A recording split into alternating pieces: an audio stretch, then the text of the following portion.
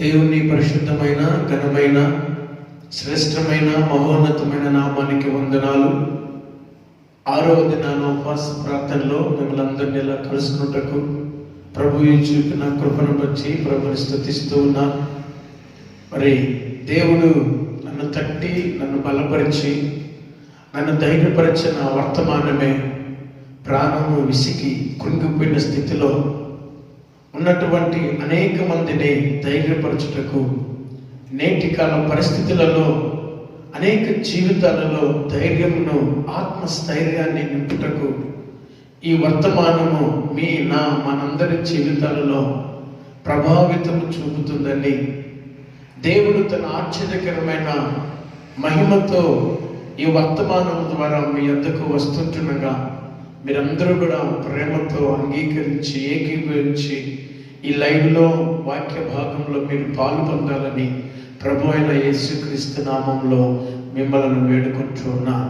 దయచేసి అందరూ కలిసి మనం మోకరించి ప్రార్థన చేసుకుందాం.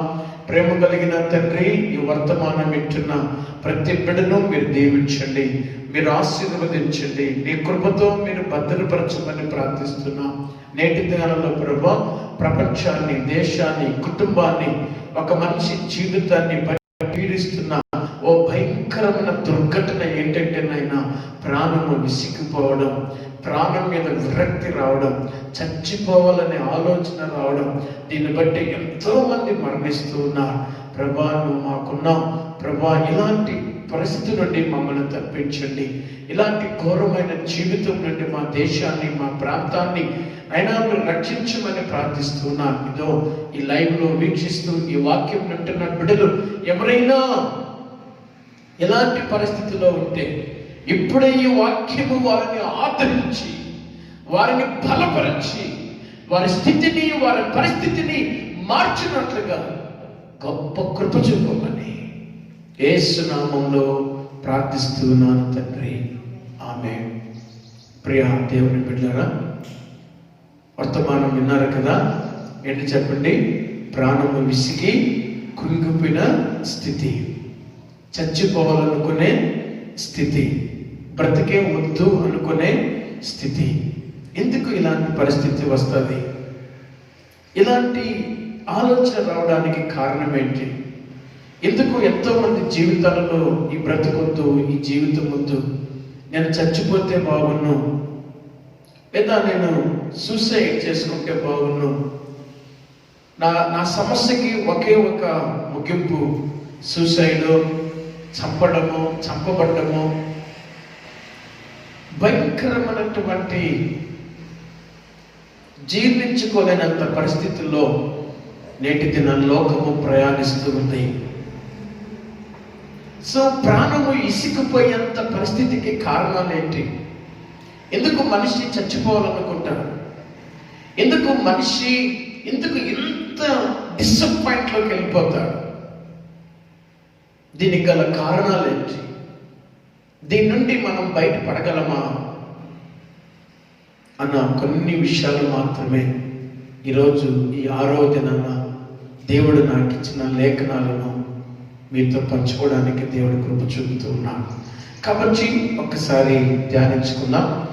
ఇట్టి విధమైన పరిస్థితికి, అనగా ప్రాణం విసిగిపోయేంత, చచ్చిపోయేంత, నాకు బ్రతకొద్దు, నేను చచ్చిపోతే బాగున్నా, నన్ను చెప్పేయండి, నేను బ్రతకడం వేస్ట్ అని ఇంత ఘోరమైన పరిస్థితికి రావడానికి కారణాలు ఏంటి అన్న కొన్ని విషయాలు మనం చూద్దాం. ప్రియమైన వాళ్ళారా, అవును, నేటి దినాన ఈ లోకంలో మ్యాక్సిమం ఒక 99%లో, అనగా ఒక 100కి 99%లో ఈ 65% వరకు ఇలాంటి ఆలోచనలోనే ఉన్నారు.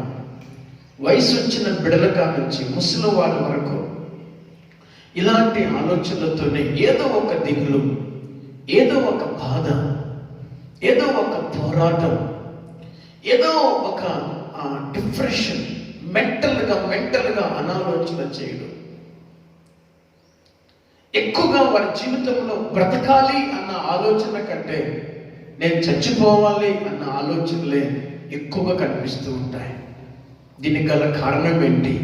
ఒకసారి చూద్దాం. ప్రియమైన వాళ్ళరా, ఇలాంటివి రావడానికి గల కారణము ఏంటంటే మన జీవితంలో దిగులుని మనం చెప్పచ్చు, బాధ, నిరాశ, నిస్పృహ, వ్యాపారిపోవడం, ఒంటరితనం, దిక్కులేని స్థితిలోకి మనం వెళ్ళిపోవడం, చీకటిలోకి వెళ్ళిపోవడం, అత్యధికమైన పాపము చేత, వ్యామోహము చేత, లోక ఆశల చేత చిక్కబడడం, లోకము చేత పట్టబడడం,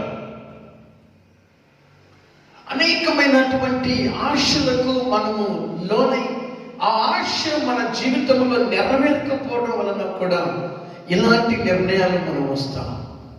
చాలా మంది వారు అనుకున్నది జరగకపోవడం వల్ల కూడా అనేకమైన అప్పులు, సమస్యలు, అనేకమైనటువంటి దీర్ఘకాలిక వ్యాధులు, దీర్ఘకాలిక బాధలు, దీర్ఘకాలిక సమస్యలు, దీర్ఘకాలిక అపజయాలు, శోధనలు, వీళ్ళకి శాశ్వత కాలం ఉండే కొన్ని కష్టాలు ఉంటాయి, శాశ్వత కాలం ఉండే కొన్ని వ్యాధులు ఉంటాయి, కొన్ని బాధలు ఉంటాయి. దానిని బట్టి వాళ్ళు కృంగిపోతూ ఉంటారు, నిరుత్సాహపడిపోతూ ఉంటారు.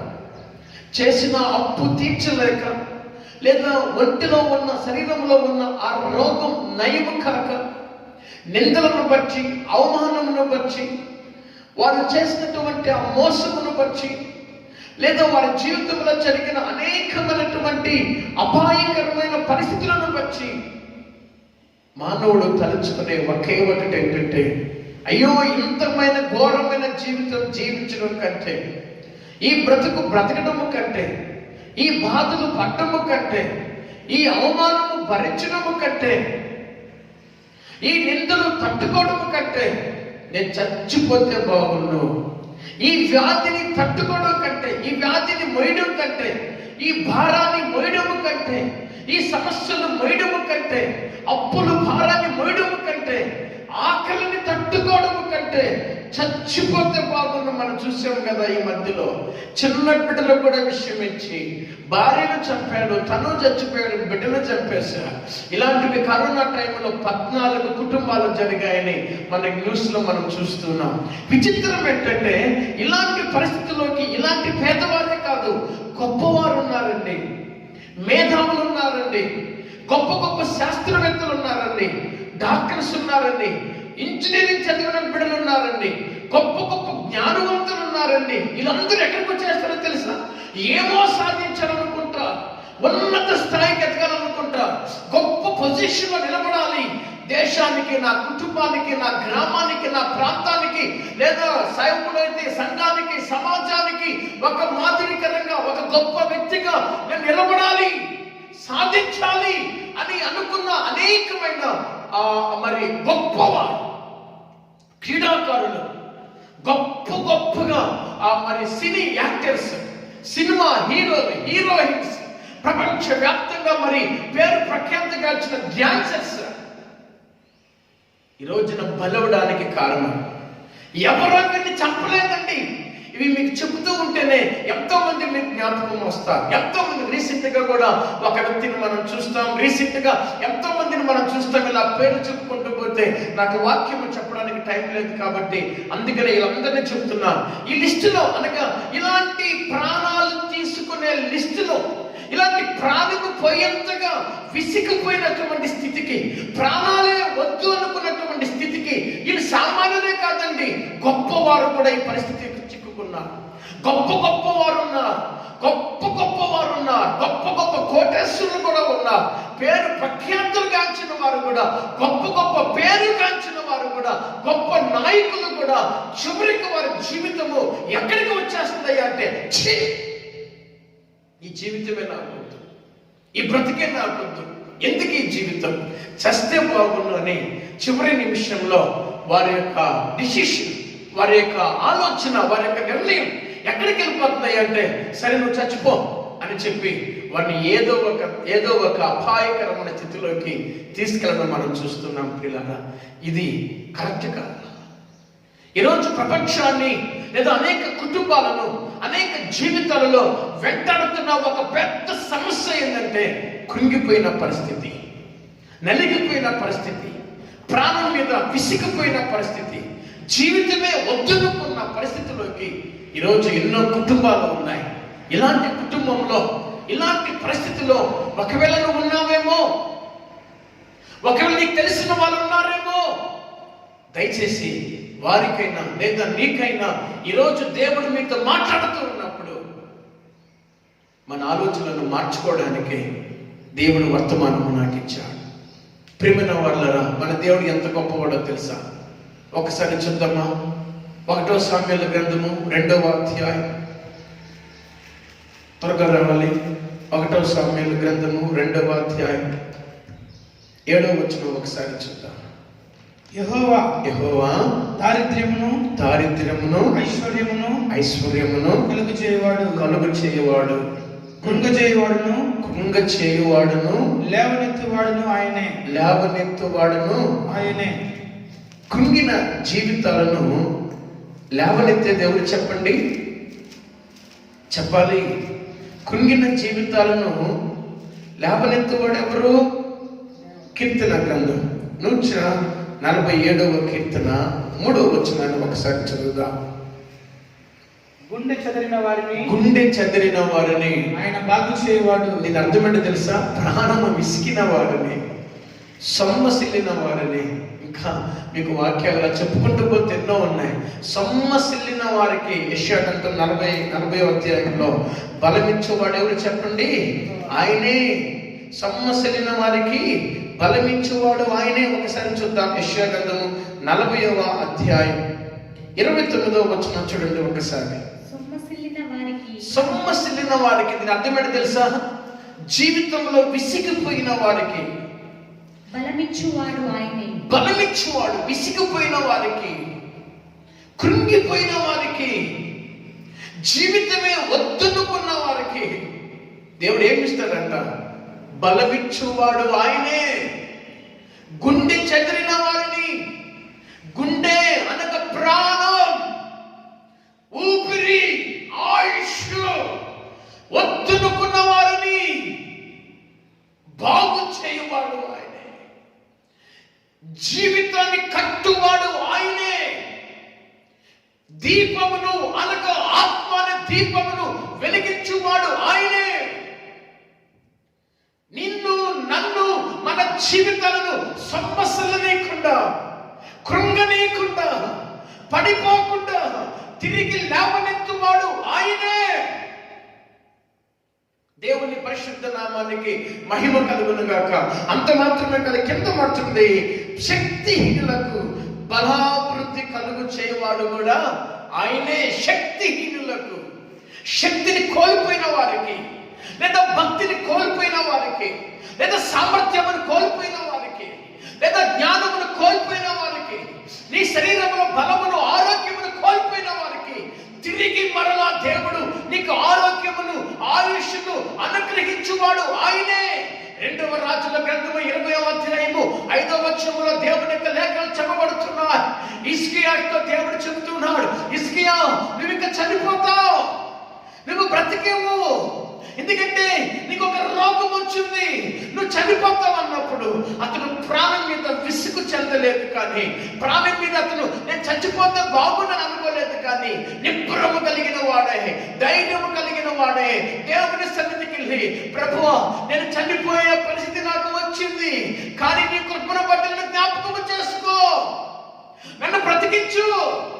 శక్తిహీనుణ్ణి, బలహీనుణ్ణి, వ్యాధితో ఉన్నాను, రోదనతో ఉన్నాను, అల్లాడిపోతూ ఉన్నాను, మరణకరమైన స్థితిలో ఉన్నాను, చనిపోయే పరిస్థితిలో ఉన్నాను, కానీ నేను ఇన్ని పరిస్థితుల్లో ఉన్నా, ఇలాంటి భయంకరమైన పరిస్థితిలో నుండి, ఇలాంటి మరణకరమైన వ్యాధిలో నుండి తప్పించుటకు, స్వస్థపరచుటకు, కాపాడుటకు, నాకు మరల జీవమును ఆయుష్ను ఇచ్చుటకు సమర్థ్యము కలిగిన దేవుడము, గొప్ప దేవుడము, నన్ను మరలా బ్రతికించగలిగిన దేవుడము నీవే అని నాకు తెలుసు ప్రభు అని ఎక్కడికి వెళ్ళాడు? దేవుని దగ్గరికి వచ్చినప్పుడు దేవుడు చెప్పాడు, పో నీకు నేను బ్రతికిస్తున్నా, నిన్ను జీవింప చేస్తున్నా, నీకు ఆయుష్ని ఇస్తున్నా, గాడ్ బ్లెస్ యు అని దేవుడు చెబుతున్నాడు. ఎందుకో తెలుసా, దావీదు చాలా సందర్భాలు ఇలాంటి ప్రార్థనలు చేస్తున్నాడు. చూద్దాం ఒకసారి యెషయా మరి కీర్తన గ్రంథము 65వ అధ్యాయం 2వ వచనం ఒకసారి చూడండి. దావీదు ప్రార్థన ఎంత గొప్పగా ఉంటుందో. ప్రార్థన ఆలకించువాడా సర్వ శరీరులు నీ యొద్దకు వచ్చెదరు. మన దేవుని పేరేంటి చెప్పండి? ఇలాంటి విసిగిపోయిన వారితో దేవుడు మాట్లాడుతూ ఉన్నాడు. ఒకవేళ నీ బిడ్డలను బట్టి, నీ బిడ్డలు నీ మాట వినలేదని, నీ భర్త నీ మాట వినలేదని, లేదా నీ భార్య నీ మాట వినలేదని, నీ కుటుంబ పరిస్థితులను బట్టి, లేదా నీకున్న ఇబ్బందిని బట్టి, నీకున్న అవమానమును బట్టి, నీకున్న సమస్యలను బట్టి, నీకున్న అప్పులను బట్టి, నీకున్న వ్యాధిని బట్టి, లేదా ఇప్పుడు వస్తున్న భయంకరమైన కరోనా భయమును బట్టి నీ ప్రాణము విసిగి ఉందేమో, నీ ప్రాణము తల్లడిల్లుతుందేమో. మన దేవునికి ఒక పేరుంది, ప్రార్థన ఆలకించువాడా. ఆమేన్. దీని అర్థం ఏంటో తెలుసునా? జవాబు ఇచ్చువాడా, సమాధానం ఇచ్చువాడా, అద్భుతము చేయవాడా, స్వస్థపరచువాడా, నాతో ఉన్నవాడా, నన్ను లేవనెత్తువాడా, నన్ను నడిపించువాడా, నన్ను కాపాడువాడా. సర్వ శరీరులు నీ ఎత్తుకు వస్తారయ్యా. దేవుని నామానికి మహిమ కలుగును గాక. ఆ మాటను నమ్మి దావీదు ప్రార్థన చేస్తాడో చూడండి. 63వ కీర్తన 8వ వచనం. త్వరగా 63. నా ప్రాణము నిన్ను అంటి వెంబడించుచున్నది. నిన్నే అంటుకొని అనగా నిన్నే వెంబడిస్తూ ఉంది, అనగా నీలో ఏకమైపోయింది. నా ప్రాణము నీలో ఏకమైపోయింది. నా ప్రాణము నిన్ను వెంబడిస్తూ ఉంది. ఎందుకంటే నా ప్రాణము నిన్ను వెంబడించకపోతే, నా ప్రాణము నీతో రాకపోతే, ఈరోజు నా ప్రాణము నాలో లేదు ప్రభువా, నా ప్రాణమును రక్షించకపోతే, సౌలు చేతిలో నుండి, తన కుమారుడైన యెరోబాము చేతిలో నుండి, ఆ శత్రువుల చేతిలో నుండి దేవుడు దావీదును కాపాడకపోతే, ఈరోజు ఈ ప్రాణం లేదు. నువ్విచ్చిన ఈ ప్రాణము, నువ్విచ్చిన ఈ ఆయుష్, నువ్విచ్చిన దీర్ఘాయు, నువ్విచ్చిన జీవము నీ కొరకే. నిన్ను వెంటాడుతాది, నిన్ను వెంబడిస్తాది. దీని అర్థమేంటో తెలిసిన? ప్రభువా, నా ప్రాణము నీ కొరకే బ్రతుకుతాది. ఎందుకో తెలిసిన? దావీదు ఒకానొక సమయంలో ఇలాంటి భయంకరమైన క్లిష్టమైన పరిస్థితుల్లో చిక్కుకొని, పోరాటాల మధ్య, సమస్యల మధ్య, కొండ గుహల్లో చెప్పులు లేకుండా తన యొక్క టవలను ఆయన నెత్తి మీద వేసుకొని ఏడుస్తూ మూలుగుతూ చేసిన ప్రార్థన దేవుడు నాకు బయలుపరుస్తున్నాడు. ఒకసారి చూద్దాం. కీర్తన గ్రంథం 61వ కీర్తన 2వ వచనం చదవండి. కీర్తన 61:2. నీవు దేశమును, కీర్తన 61:2. నా ప్రాణము తల్లడిల్లగా, నా ప్రాణము తల్లడిల్లగా.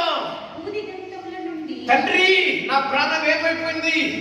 ఒక పక్క సౌలేమో చంపాలనుకున్నాడు, ఒక పక్క నా శత్రువులను చంపాలనుకున్నారు, ఒక పక్క నా కడుపును పుట్టిన నా కుమారులను చంపాలనుకున్నాడు.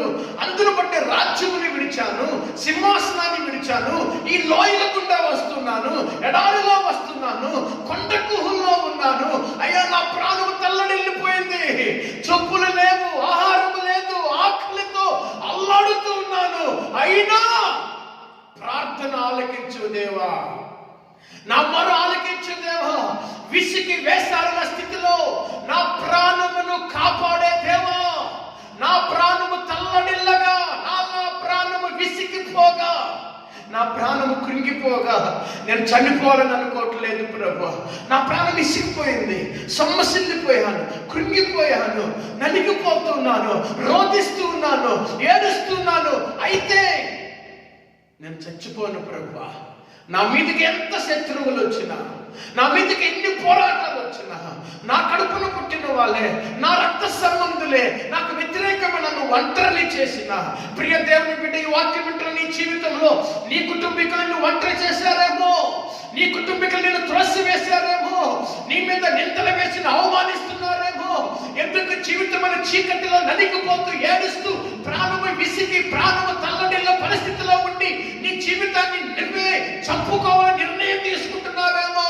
ఆ రోజు దావీదు నీకంటే నాకంటే భయంకరమైన ఇబ్బందిని ఎదుర్కొన్నప్పుడు, శత్రువును ఎదుర్కొన్నప్పుడు, సొంత కొడుకే, సొంత మామే, వీళ్ళందరూ శత్రువులు ఏకమై దావీదును చంపాలనుకున్నప్పుడు, నిరాశ నిస్పృహలోకి దావీదు కృంగినప్పుడు, ప్రాణము తల్లడిల్లినప్పుడు దావీదు చేసిన పనులు తెలిసిన చూడండి ఒకసారి త్వరగా.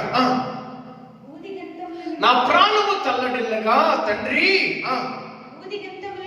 భూతిగంతముల నుండి నీకు మొరపెట్టుచున్నాను. నేను ఎక్కలేనంత ఎత్తైన కొండపైకి నన్ను ఎక్కించుమో తండ్రి. దేవుని నామానికి మహిమ కలుగును గాక. హల్లెలూయా. ప్రాణము తల్లడిల్లినప్పుడు దావీదు ఏం చేశాడు? ఉరి పోసుకోవాలని అనుకోలేదు, ముందాగలని అనుకోలేదు, చచ్చిపోవాలని అనుకోలేదు, రైలు కింద పడి చచ్చిపోవాలని అనుకోలేదు. ఈరోజు అనేక మందిలో ఇలాంటి ఆలోచనలు రావడానికి గల కారణం డెవిల్ స్పిరిట్. ఇదొక భయంకరమైనటువంటి దురాత్మ. ఇది ఈ ఆత్మకు సంహారపు ఆత్మ, మరణకరమైన ఆత్మ. కృంగుదల ఎవరినైతే ఉంటుందో, కృంగుదల అనేది ఒక చిన్న విషయముగా మన జీవితంలోకి వస్తుంది. చిన్నవాడుగానే వస్తాడు సాతానుడు. నేను కృంగదీసి నిన్ను ఆలోచింపచేసి మెంటల్ గా గురి చేసి నిన్ను వేడిపించి దేవుని బిడ్డలారా, చివరికి నీలో కలుగు చేసి తెలిసిన నీ మీద నీకే విరక్తిని కలుగు చేసి, నీ మీద నీకే అసహ్యాన్ని పుట్టించి ఇంకొద్దు నువ్వు చచ్చిపో అంటాడు. అయితే దావీదు ఏం చేస్తాడో తెలుసా? తన ప్రాణము తల్లడిల్లినప్పుడు, శత్రువులు ఎదురైనప్పుడు, తన కొడుకే తను చంపాలనుకున్నప్పుడు, తన మామే చంపాలని కత్తి దుయ్యాలనుకున్నప్పుడు, తను దేశాన్ని, కుటుంబాన్ని వదిలి, బిడ్డను వదిలి, భార్యను వదిలి, రాజ్యాన్ని వదిలి పారిపోయి కొండల గుహల్లో నలిగిపోతున్నప్పుడు దావీదు ఏం చేశాడు తెలుసా? దేవుని వైపే చూశాడు. నా ప్రాణము తల్లడిల్లగా తండ్రి ఏం చేస్తున్నాడంటే, ప్రార్థన ఆలకించువాడా, నా ప్రార్థన ఆలకించువాడా, నా ప్రాణము రక్షించువాడా, నా ప్రాణమును కాపాడువాడా, నన్ను ఎక్కలేనంత ఎత్తైన కొండపైకి, ఆ పర్వతము మీదికి, ఆ ఒలీవ కొండ మీదికి నన్ను ఎక్కించుము. కిందున్న పరిస్థితి ఏంటో తెలిసిన అపాయకరమైన పరిస్థితి, డేంజరస్ పరిస్థితి. అది చాలా మరణకరమైన పరిస్థితి. కానీ దావీదు ఏ జీవితాన్ని కోరుకుంటున్నాడో, నేను ఎక్కలేనంత ఎత్తైన కొండ కిందికి వెళ్తానండి. ఎందుకు దావీదు కొండకి వెళ్తానంటూ ఉన్నా? దావీదుకి ఎంత కష్టం వచ్చినా, ఎంత ప్రాణం విసిగిపోయినా, ఎంతమంది శత్రువులు దావీదుకి శత్రువులుగా మారి చంపాలనుకున్నా, తన కోరుకున్నదల్లా ఒకటే, ఆయన ఒలీవ కొండ ఎక్కేవాడు. ఎందుకు చెప్పండి? అక్కడ ఏం చేసేవాడు? దేవునితో గడిపేవాడు, ప్రార్థన చేసేవాడు. ఎందుకో తెలిసిన? ప్రార్థన మన పరిస్థితులను మారుస్తుంది. ప్రార్థన తిరిగి మనల్ని బ్రతికింప చేస్తుంది. ప్రార్థన నీ తలరాతను మారుస్తుంది. ప్రార్థన నీ స్థితిని మారుస్తుంది. ప్రార్థన ఇలాంటి కఠినమైన పరిస్థితులను, ఇలాంటి ఘోరమైన జీవితాన్ని, ఇలాంటి నిట్టూర్పుతో కూడిన జీవితాన్ని నాట్యముగా మారుస్తుంది. నీ జీవితంలో ప్రార్థన తక్కువైందంటే ఇలాంటి సమస్యలు ఎక్కువ అవుతాయి, ఇలాంటి పోరాటాలు ఎక్కువ అవుతాయి. నీ ఇంటిలో సాతానుడి ప్రభావం ఎక్కువ అవుతుంది. నీ ఇంటిలో నీలో ప్రార్థన జీవితం ఎంత ఎక్కువైతే అంత మహిమగా నీ కుటుంబం ఉంటుంది. ప్రియ దేవుని బిడ్డలారా, కాబట్టి దావీదు చెప్తా. రెండో విషయం మనం చూద్దాం. 57వ కీర్తన 12వ వచనం ఒకసారి చదవండి త్వరగా. 57వ కీర్తన 12వ వచనం త్వరగా. 57 12వ వచనం. ఒక్క నిమిషం. 62వ అధ్యాయం 2వ వచనం చూడండి, 1వ వచనం చూడండి. నా ప్రాణము దేవుని నమ్ముకొని మౌనముగా ఉన్నది, అందువలన ఆయన వలన నాకేం కలుగుతుంది? రక్షణ కలుగును. ఆయనే నా ఆశ్రయ దుర్గము, ఆయనే నా రక్షణకర్త, నా ఎత్తైన నా కోట ఆయనే, నేను అంతగా కదిలింపబడను. 5వ వచనం. నా ప్రాణము దేవుని నమ్ముకొని మౌనముగా నుండును, ఆయన వలనే నాకు నిరీక్షణ కలుగుచున్నది. దేవునికి స్తోత్రం. దేవుడి నామానికి మహిమ కలుగును గాక. దేవుడు ఎంత గొప్పగా దావీదుతో మాట్లాడుతున్నాడో చూడండి. ఎత్తైన నా కోట, నా కొండ ఆయనే, నేనంతగా నేనేం చేయబడను, కదిలింపబడను. నేనంతగా నేను సొమ్మసిల్లిపోను, నేను కదిలింపబడను. నా కొండ ఆయన, నేను ఉండే నివాసం ఆయన. ఆయన రెక్కల కింద చూడండి, అక్కడ 61వ అధ్యాయంలో 4వ వచనంలో దేవుడు ఆయన దావీదు చెప్తున్నాడు, యుగ యుగములు నేను నీ గుడారములో నివసించుదునయ్యా, నీ రెక్కల చాటు నేనేం చేస్తాను, దాక్కుంటాను ప్రభువా. నీ రెక్కల చాటు నేను దాక్కుంటాను. ఎందుకంటే నేను కృంగిపోయినప్పుడు, నేను దిగులు పడినప్పుడు, నేను ఒంటరి అయినప్పుడు, నేను వ్యామారిపోయినప్పుడు, లేదా నేను మోసపోయినప్పుడు, లేదా నేను నిందించబడినప్పుడు, లేదా నువ్వు కృంగిపోతున్నప్పుడు ఆలోచించండి.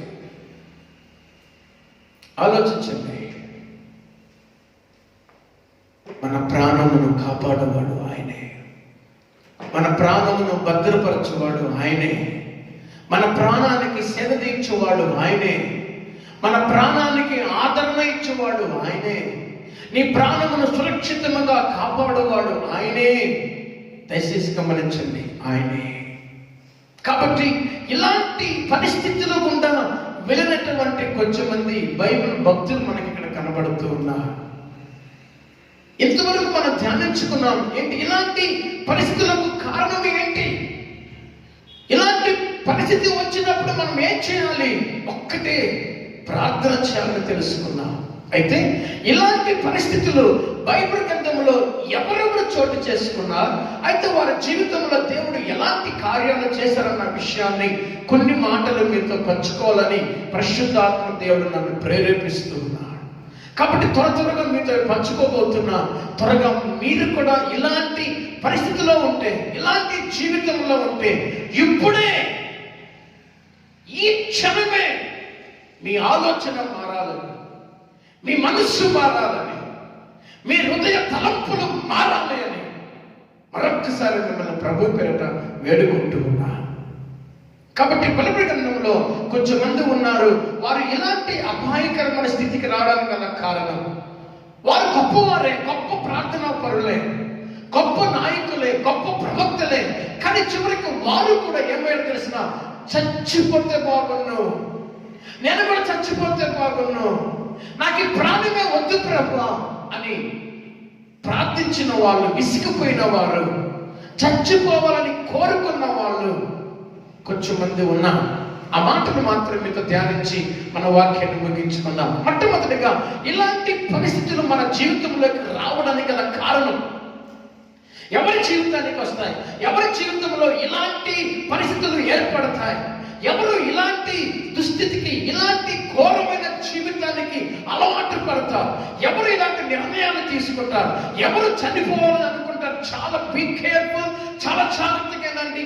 ఈరోజు ప్రపంచాన్ని, దేశాన్ని, ముఖ్యంగా మన భారతదేశంలో, మన ఆంధ్ర, తెలంగాణ, మహారాష్ట్ర, బాంబే ప్రాంతంలో విపరీతంగా జరుగుతున్న భయంకరమైన కార్యాలు ఇవి. భయంకరమైన కార్యాలు, చంపబడుతూ ఉన్నారు, చచ్చిపోతూ ఉన్నారు. కాబట్టి దీని నుండి బయటపడటానికి ఈ కరోనా గురించి 21 రోజులు ఉపవాసం ఉన్న సమయంలో పరిశుద్ధాత్మ దేవుడు నన్ను ప్రేరేపించిన మాటలు, పరిశుద్ధాత్మ వాక్యాన్ని మీకు ఇస్తూ ఉన్నాడు. దయచేసి నిర్లక్ష్యంగానో అయోగ్యంగానే వినకుండా భయభక్తులతో మీరు వినాలని ప్రభు పేరట మిమ్మల్ని బతిమాలుకొనుచున్నా. నెంబర్ 1, లూకాసు సువార్తలకు త్వరగా రావాలి. 8వ అధ్యాయం 23వ వచనం త్వరగా చదవండి. లూకాసు సువార్త 8వ అధ్యాయం 23వ వచనం. వీళ్ళు ఇలాంటి అపాయకరమైన పరిస్థితుల్లోకి, ప్రాణము పోయేంత స్థితిలోనికి రావడానికి గల కారణం ఏంటో మనం చూద్దాం త్వరగా. లూకాసు సువార్త 8వ అధ్యాయం 23వ వచనం. వారు వెళ్ళుచుండగా ఆయన నిద్రించెను. అంతలో గాలివాన సరస్సు మీదకు వచ్చి దోణి నీళ్లతో నిండినందున వారు అపాయకరమైన స్థితిలోకి నిండిరి. దేవునికి స్తోత్రం, హల్లెలూయా. ఈ యొక్క స్టోరీ అంతా మీకు తెలుసు కాబట్టి నేను ఆ వాక్య భాగం మాత్రమే చదివి వినిపించాను. ఇక్కడ శిష్యులు యేసు ప్రభు ఉన్న పడవలోనే ఉన్నారు, యేసుతోనే ఉన్నారు, యేసు పక్కనే ఉన్నారు, యేసుతో కలిసి ప్రయాణం చేస్తున్నారు. అప్పటిదాకా యేసయ్యతో మాట్లాడారు, యేసయ్యతో కూర్చున్నారు, తిన్నారు, యేసయ్యతో అన్ని అద్భుతాల గురించి విన్నారు, చూచారు. అయితే కొంచెం దూరం వెళ్ళే సమయానికి ఆయన అలసట తీర్చుకుంటున్న సమయంలో దోణి దేనితో నిండిపోయింది? నీళ్లతో నిండినందున వారు ఎలాంటి సిచ్యువేషన్లోకి వచ్చేసారంట? అపాయకరమైన పరిస్థితిలోనికి వచ్చేసారు. వీళ్ళు ఎప్పుడైతే అపాయకరమైన పరిస్థితిలోనికి వచ్చేసారో వారు అక్కడ ఏడడం మొదలు పెడుతున్నారు. ప్రభువా, మేము చనిపోతున్నాం. ఇంకా యోహాను సువార్తలో కానీ, మార్కు సువార్తలో కానీ, మత్తయి సువార్తలో మాట ఉంటుంది, ప్రభువా మేమేమైపోతున్నాం? నశించిపోతున్నాం. మీకు చింత లేదా? ప్రభు, మేము నశించిపోతున్నాం అని కేకలు పెట్టడం మొదలు పెడతాం. ప్రాణాలు కాపాడుకోవడానికి మొదలు పెడతాం. అయ్యో, మేము ఈ అపాయకరమైన స్థితిలోకి వచ్చేసామే అని వాళ్ళంతటా వారే ఒకరు చూసుకొని ఏడ్చుకోవడం, రోధించడం మొదలు పెడతారు. సో ఇక్కడ వాళ్ళ పరిస్థితి కూడా అలాగే ఉంది. నెంబర్ 1, వారు ఉన్న దోణిలోకి ఏమొచ్చేసాయి? నీళ్లు వచ్చేసాయి. చదవండి, అక్కడ ఏమని చదవండి? నీళ్లు వచ్చేసాయి. తర్వాత గనుక ఆయన వద్దకు వచ్చి, ప్రభువా మేము నశించిపోతున్నామని చెప్పి ఆయనను లేపిరి. ఆయన లేచి గాలిని, నీటి పొంగును గద్దింపగానే అవి అణిగి నిమ్మళమాయెను. ప్రియమైనటువంటి దేవుని బిడ్డలారా, చాలా మంది యేసు ప్రభుతో ఉన్న కుటుంబాలు, దేవుని నమ్మిన కుటుంబాలు, దేవుని ఆరాధిస్తున్న కుటుంబాలు, సంఘానికి వెళ్తున్న కుటుంబాలు, మంచి భక్తి పరులు, మంచిగా పాటలు పాడేవారు, ఆరాధన చేసేవారు, సంఘములో నాయకులుగా ఉన్నవారు, సంఘ పెద్దలుగా ఉన్నవారు, మంచి విశ్వాసులుగా ఉన్నవారు, పరిశుద్ధులుగా ఉన్నవారు, నీతిమంతులుగా ఉన్నవారు. కొన్ని సమయాలలో ఇలాంటి అలలు అనగా ఇలాంటి సమస్యలు, ఇలాంటి చిక్కులు, ఇలాంటి పరిస్థితులు ఎదురైనప్పుడు వెంటనే వారు సోలిపోతారు. దేవుని బిడ్డలారా, వెంటనే వాళ్ళు కృంగిపోతారు. దేవుని బిడ్డలారా, మా పనికి అయిపోయింది, మాకేదో ఒక అపాయం వచ్చేసింది, ఈ యొక్క అలల లాంటి, ఈ యొక్క భయంకరమైన గాలి తుఫాను లాంటి, ఈ అలల లాంటి సమస్యలు, ఈ పొంగులు అనగా ఈ ఉప్పెన, ఈ రోదన మమ్మల్ని నశింపచేస్తామేమో, లేదా మేము చచ్చిపోతామేమో, మేము మునిగిపోతామేమో అని ఏడుస్తూనే ఉంటారు. కానీ వీళ్ళు యాక్చువల్లీ వారు అలాంటి పరిస్థితికి రావడం గల కారణం ఏంటంటే ఇక్కడ 2 విషయాలు మనం చూస్తున్నాం. నెంబర్ 1, వారు యేసుతో ఉన్నారు అన్న విషయాన్ని మర్చిపోయారు. రెండోది, దేవుడు వారిని గద్దిస్తున్నారు, మీరు ఇంత అవిశ్వాసులుగా ఉన్నారు అని. ప్రియమైన వారలారా, అప్పుడప్పుడు మనలో ఇలాంటి స్పిరిట్ పనిచేస్తూ ఉంటాయి. ఏంటి ఆ స్పిరిట్ తెలుసా? దేవుడు మనతో ఉన్నాడు, అనేక అద్భుతాలు చేశాడు, అనేక ఆశ్చర్య కార్యాలు చేశాడు, ప్రభు మనం నడిపించాడు. కానీ ఇలాంటి అపాయం వచ్చినప్పుడు, ఇలాంటి ప్రమాదం ఏర్పడినప్పుడు, ఏదో ఇంట్లో చిన్న చిక్కులు ఏర్పడితే, చిన్న సమస్యలు ఏర్పడితే, దేవుడా మాకే ఎందుకు అన్యాయం చేశావు, మా కుటుంబానికి ఎందుకు అన్యాయం జరిగింది, మా ఇంటికి ఎందుకు ఇబ్బంది జరిగింది అని మనం దేవుణ్ణి నిందిస్తాం, దేవుణ్ణి అవమానం చేస్తాం, దేవుని మీదే దుఃఖపడతాం, ఇంకా చెప్పాలంటే దేవుని మీదే అలుగుతాం. కానీ అది సరైనటువంటి క్రైస్తవ జీవితము కాదు. దేవుని యొక్క లేఖనం చెప్పబడుతుంది, నమ్ముట నీ వల్లనైతే నమ్మువానికి సమస్తము సాధ్యం. చెప్పనా, నువ్వు నమ్మితే ఏం చూస్తావు? దేవుని మహిమను చూస్తావు, దేవుని శక్తిని చూస్తావు, దేవుని ప్రసన్నతను చూస్తావు. ఇక్కడ యేసు ప్రభు వారిని చూచి కనిపిస్తున్నారు. వారిని చూచి, అయ్యో మీరు అపాయంలో ఉన్నారా, మీరు సమస్యల్లో ఉన్నారా, పడవ మునిగిపోతుందా, నేను అన్నానని చెప్పలేదు. వెంటనే దేవుడు కనిపిస్తున్నాడు. ఎక్కడ మీ విశ్వాసం అంటూ ఉన్నారు? మీరు ఇంకా ఇంత విశ్వాసులై ఉన్నారా? చాలా మంది జీవితాలలో అపాయం వస్తుంది, కష్టాలు వస్తాయి, బాధలు వస్తాయి, లేదా ఇలాంటి కరోనా లాంటి భయం వచ్చినా యెహోవాను నమ్ముకుని ఎలా ఉంటాడు? నమ్ముకున్నవాడు సియోను కొండవలే ధైర్యముగా ఉంటాడు, వాడు కదలక ధైర్యముగా ఉంటాడు. ప్రభు అంటున్నాడు కదా, నా ఇంటి విశ్వాసం ఉంచువాడు ఎలా ఉంటాడు? కదలక, నన్ను నమ్మినవాడు కదలక నిత్యము నిలిచే సియోను కొండవలే ఉంటాడు. ఇక్కడ కదిలిపోతూ ఉన్నారు, ఇక్కడ భయపడుతూ ఉన్నా, ఇక్కడ ఏడుస్తూ ఉన్నా, చచ్చిపోతే ఏమైనా భయం వచ్చేసింది. కాబట్టి ఇలాంటి పరిస్థితుల్లో నువ్వేం చేయాలి? ఒక నీ మీదకు అనేక సమస్యలు రావచ్చు, అనేక పోరాటాలే రావచ్చు, అనేక ఇబ్బందులే రావచ్చు. కానీ ప్రభు ఇక్కడ ఏం చెప్తా తెలిసిన, నీ విశ్వాసం ఎక్కడా? సో దీని అర్థం ఏంటి? ఇలాంటి పరిస్థితులలో నుండి మనము బయటపడాలంటే మనకేం కావాలి? విశ్వాసం కావాలి. సో విశ్వాసం లేనప్పుడు మనము ఎలాంటి సిచ్యువేషన్కి వెళ్ళిపోతాం? ఇలాంటి భయంకరమైన పరిస్థితులకి వెళ్ళిపోతాం, అవసరమైతే మునిగిపోతాం. అందుకే పేతురు యేసు ప్రభుని చూచేంత వరకు సముద్రం మీదే నడిచాడు. ఎప్పుడైతే ఆ గాలికి భయపడ్డాడో, ఆ శబ్దానికి భయపడ్డాడో, ప్రభుని చూడకుండా గాలిని, ఆ సముద్రపు అలను చూచాడో, వెంటనే ఏమయ్యాడు? మునిగిపోయాడు. అదే జీవితం. చాలా మంది మునిగిపోవడానికి, చాలా మంది మరణించడానికి, చాలా మంది హతమవడానికి, చాలా మంది తమ యవ్వన జీవితాలను, ఎంతో విలువైన జీవితాలను, ఎంతో గొప్ప ప్రశస్తమైన జీవితాలను చిన్నతనంలోనే నాశనం చేసుకోవడానికి, చంపుకోవడానికి, ఉరేసుకోవడానికి కారణం ఏంటో తెలిసిన? నమ్మకం లేకపోవడం, దేవుని నమ్మకపోవడం, దేవుని ఎరగకపోవడం. రెండోది వాళ్ళ మీద వాళ్ళకే నమ్మకం లేకపోవడం. డేంజర్. ఇలాంటిది మన జీవితంలో ఉండకూడదు. అందుకే ఎబ్రీ పత్రిక 11వ అధ్యాయం 7వ వచనం 6వ వచనం చెప్పబడుతుంది, విశ్వాసం లేకుండా దేవునికి ఇష్టడై ఉండుట అసాధ్యం. నీకు విశ్వాసం ఉంటే ఆ విశ్వాసం అద్భుతాలు చేస్తుంది. నీలో విశ్వాసం ఉంటే ఆ విశ్వాసం నిలబెడతాది. నీలో విశ్వాసం ఉంటే ఆ విశ్వాసం శక్తివంతమైన కార్యములు చేస్తుంది. కాబట్టి ఎవరు ఇలాంటి ప్రాణము విసిగిపోయే, ప్రాణము తెప్పరిల్లుకునే, ప్రాణముతో చలగాటలాడుకునే, ప్రాణము వద్దనుకునే పరిస్థితిలోనికి ఎవరు వస్తారయ్యా అంటే దేవుణ్ణి నమ్మతారే కానీ దేవుని విశ్వాసం ఉంచిన వారు. ఆ సమయంలో దేవుని వదిలిపెట్టేస్తారు, దేవుని మర్చిపోతారు. దేవుడే లేదంట, దేవుడే ఉంటే ఎందుకు మాకే కష్టాలంట. కానీ అలాంటి పరిస్థితి మనకి రాకూడదని ప్రభు అయిన యేసుక్రీస్తు నామములో మీకు తెలియచేస్తున్నాను. నెంబర్ 2, ఇంకొక వాక్యాన్ని మనం చూద్దాం. ఒకసారి చూడండి, ఏలియాను మనం చూద్దాం. 1 రాజుల గ్రంథము 19వ అధ్యాయం 4వ వచనం. ఇక త్వరగా ముగించేస్తాను, మీరు కూడా కొన్ని రిఫరెన్స్ రాసుకోండి. తాను ఒక దిన ప్రయాణము అరణ్యములోకి పోయి ఒక బద్రీ వృక్షము కింద కూర్చుండి. ఈయనకేం ఆపేక్ష వచ్చింది చెప్పాలి? ఈయనకేం ఆపేక్ష వచ్చిందండి? చచ్చిపోవాలని ఆశ వచ్చిందంట. ఎవరు? ఏలియా. ఆకాశం నుండి ఏం దించాడు ఈయన? అగ్నిని దించిన దేవుడు, బయలు ప్రవక్తలను హతమార్చిన దేవుడు,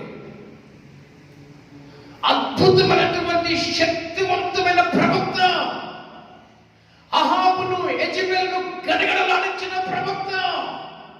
ఏలియా వస్తున్నాడంటే ఆ దినాల విగ్రహారాధకులకు గాని రాజులకు గాని భయం. ఏలియాని దేవుడని పిలిచినవాడు, గొప్ప ప్రవక్త, అద్భుతమైన ప్రవక్త, గొప్ప పరిచర్య చేసిన ప్రవక్త, శక్తివంతమైన కార్యములు జరిగించి దేవుని యొక్క మహిమను కుమ్మరించిన ప్రవక్త ఈయన. ఈ ప్రవక్త ఏమయ్యాడు చెప్పండి?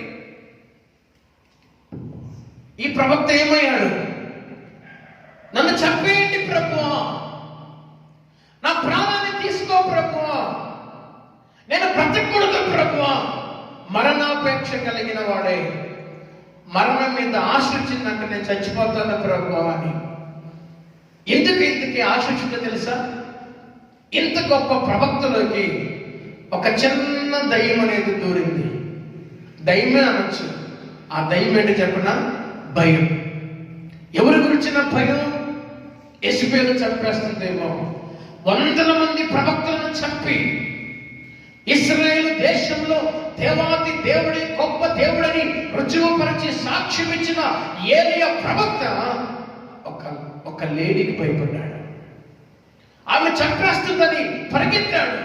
పరిగెత్తాడు పరిగెత్తాడు పరిగెత్తాడు పరిగెత్తాడు, ఒక చెట్టు కింద కూర్చున్నాడు. ఇక చాలు ప్రభా, నాకు ఈ జీవితం చాలు ప్రభా, నా జీవితంలో జరిగిన ఈ అద్భుతాలు చాలు ప్రభా, ఈ ఆశ్చర్య కార్యాలు చాలు ప్రభా, నేను ఇంక బ్రతికింది చాలు ప్రభా, ఇక నన్ను చంపేయ్. ఏలియా చేసిన ప్రార్థన అంతా దేవుడు విన్నాడు, కానీ ఈ ప్రార్థన మాత్రం దేవుడు వినలేదు. ఏ ప్రార్థన చెప్పండి? నన్ను చంపేయని యెహోవాకు ప్రార్థన చేస్తూ ఉన్నాడు. అయితే దేవుడు ఆ ప్రార్థన వినలేదు. దేవుడు ప్రార్థన, ఏలియా ప్రార్థన వినంది ఏదైనా ఉందంటే ఇదొక్కటే. ప్రియ దేవుడు పెట్టాడు, ఇసుకుపోయాడు, సొమ్మసిల్లిపోయాడు, మరణాపేక్షతో ప్రార్థిస్తూ ఉన్నాడు. కారణం ఏంటో తెలిసిన, ఈ ఏలియా ఇలాంటి దుస్థితి రావడం గల కారణం ఏంటంటే భయం. నీ చుట్టూ ఉన్న వారిని బట్టి, నీ శత్రువును బట్టి, లేదా నీకున్నటువంటి అపాయకరమైనటువంటి ఆ ఇబ్బందుని బట్టి భయం అనేది నీ జీవితంలోకి వచ్చిందనుకో, ఆ భయమే ఒక పెద్ద దురాత్మ, దయ్యం. ఆ దయ్యం నీ జీవితంలోకి వచ్చిందంటే ఎంత గొప్ప వారినైనా చివరి ఎక్కడ తీసుకెళ్తుంది. గొప్ప గొప్ప సినిమా హీరోస్, గొప్ప గొప్ప స్టార్స్, గొప్ప గొప్ప రాజకీయ నాయకులు, మేధావులు, శాస్త్రవేత్తలు, డాక్టర్స్, పండితులు, గొప్ప గొప్ప వారు ఈ రోజున వాళ్ళంతటా వారే మరణించడానికి, సూసైడ్ చేసుకోవడానికి కారణం ఏంటో తెలుసా? కారణం ఏంటో తెలుసా? భయం. దేవుని పరిశుద్ధ నామానికి మహిమ కలుగును గాక. అయితే ఇలాంటి భయం నుండి బయటపడడానికి దేవుడు మనతో అన్నాడు. భయపడకము, నీకు నేను తోడుగా ఉన్నా, దిగులు పడకము, నేను నిన్ను బలపరుస్తున్నా, నీతిని నా దక్షిణ హస్తముతో నిన్ను నేను ఆదుకుంటాను, భయపడకమని దేవుడు చెబుతూ ఉన్నాడు. సో మన జీవితంలోకి భయం వచ్చిందనుకోండి, ఏమొస్తుంది? మరణించాలని ఆశ వస్తుంది, నిరీక్షణ కోల్పోతాం, విశ్వాసాన్ని కోల్పోతాం, ప్రార్థన జీవితాన్ని కోల్పోతాం. ఇంకా మన జీవితంలో చివరికి మనం ఏమైపోతామో తెలిసిన, కృంగిపోయి కృంగిపోయి కృంగిపోయి మెంటల్ కండిషన్లోకి మనం వెళ్ళిపోతాం. మీకు అర్థమవుతుంది అనుకుంటున్నా. కాబట్టి మన జీవితంలోకి ఏమి రాకూడదు?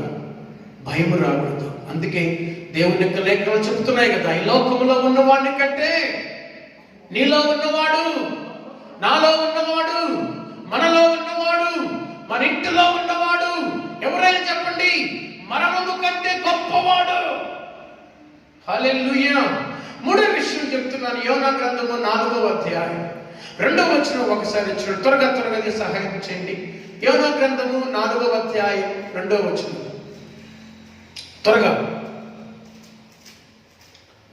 త్వరగా తీసుకుందండి.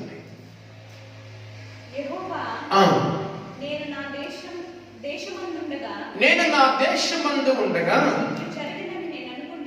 ఇట్లు జరుగునని నేను అనుకుంటుంది కదా, జాలియును బహుశాంతమును అత్యంత కృప కలిగిన దేవుడు అని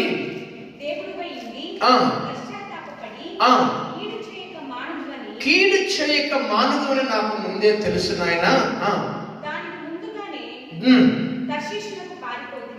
అందుకే నేను తర్షీషుకి వెళ్ళిపోయినాను. కాబట్టి అయ్యా, ఇక నేను బ్రతకడం కంటే నేను చచ్చుట మేలు అంటున్నాను.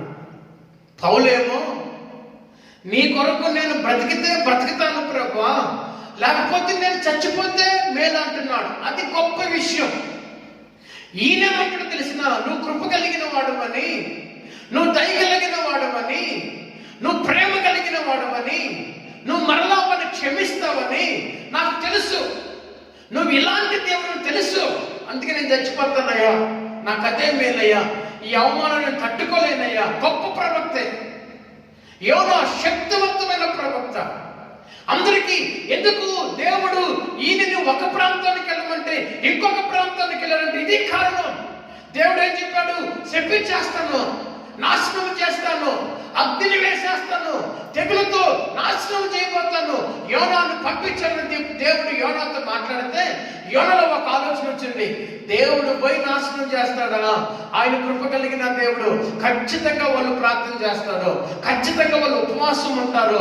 వారు ఉపవాసం ఉన్నప్పుడు, వారు ప్రార్థన చేసినప్పుడు, వారి ప్రార్థన దేవుని విని ఖచ్చితంగా వారిని ఏం చేస్తాడు?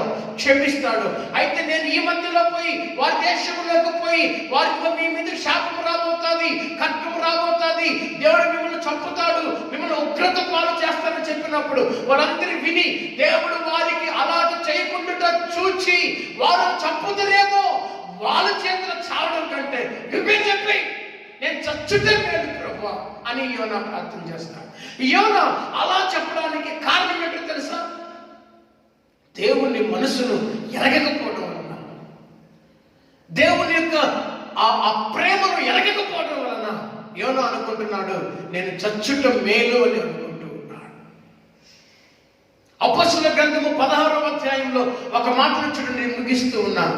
అపొస్తలుల గ్రంథము 16వ అధ్యాయం 27వ వచనంలో ఒక మాట త్వరగతి చదువుదాం.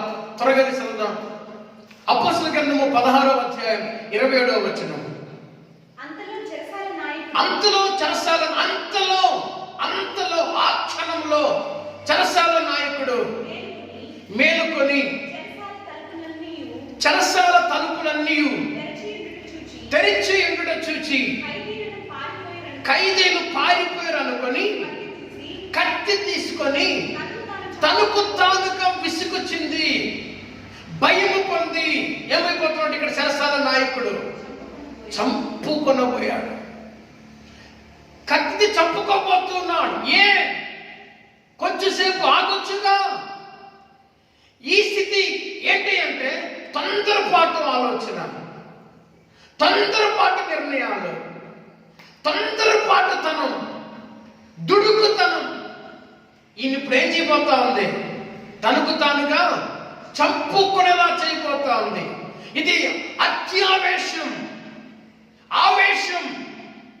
చాలా మంది జీవితాలను ఇది ఒక్క క్షణం ఆలోచించరే. నువ్వు చనిపోయే ముందు నీ బిడ్డల గురించి ఆలోచించవే. ఈయన చనిపోయే ముందు తన కుటుంబాన్ని గురించి ఆలోచించుంటే, తన బిడ్డల గురించి ఆలోచించుంటే, ఆ సరసాలలో ఉన్నటువంటి పౌలు శిలల గురించి ఆలోచించుంటే కత్తి తీసి చంపుకోబోయేవాడు కాదుగా. ఈరోజు అనేక మంది ఇలాంటి పరిస్థితులకు వచ్చేస్తున్నారు. దేవుని బిడ్డలారా, ఆలోచించరు. చనిపోవాలి అని అనుకుంటే చచ్చిపోవాలా? ముందు తాగాలి, ఉరేసుకోవాలి అనుకుంటే చచ్చిపోవాలా? ఎక్కడన్నా ఈ పేరు రాసి పెట్టిందా? నువ్వు చచ్చిపోవాలని ఎవరైనా నీకేమన్నా చెప్పారా? నీకేమన్నా రాసి పెట్టిందా? నీ జీవితంలో చచ్చిపోవాలన్నా రాసిందా? లేదుగా. మరణమును చేయించిన దేవుడు, నిన్ను బ్రతికించిన దేవుడు, భయంకరమైన దుర్దినాల నుండి, భయంకరమైన శాపముల నుండి, భయంకరమైన పాపముల నుండి, అప్పుల్లో నుండి, జీవితకాల దొంగ ఊపి నుండి నిన్ను పైకి లేవనెత్తిన దేవుడు నిన్ను చంపుకునేలా చేస్తాడా? చేయడుగా. మరి ఈ తొందరపాటు దేనికి? వెంటనే కత్తి చూసి చంపుకోబోయాడంట.